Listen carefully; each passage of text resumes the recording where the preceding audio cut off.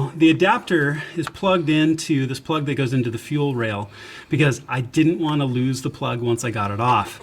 But I want to share how I got it off. So here's the new plug, but I can use this as an example of what we did. It's in this orientation, which is a problem because that puts the lock on the bottom. So what I did in this case was, it's got a little flip latch. I put a flat bladed screwdriver. So if this is the original plug, again, plugged into the end of the fuel rail right here, I put a long bladed screwdriver down into this ridge so I could apply a little bit of pressure.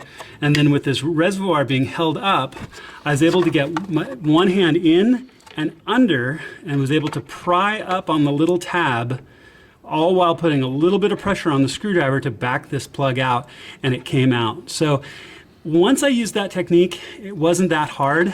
I had an additional set of hands, which was really nice to hold this reservoir up and out of the way. You could potentially prop it up or do some other things to give yourself just an extra couple of inches. And once I used that technique of using a long, thin, flat-bladed screwdriver here at a 45-degree angle, kind of on this outer ridge, I got my fingers underneath and lifted the tab, and with that pressure from the screwdriver, it came right off.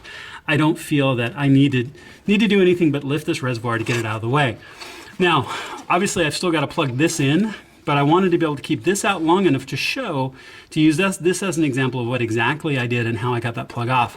Now it's going to be a matter of just reaching back in there, plugging it back in the same orientation, again with the lock underneath.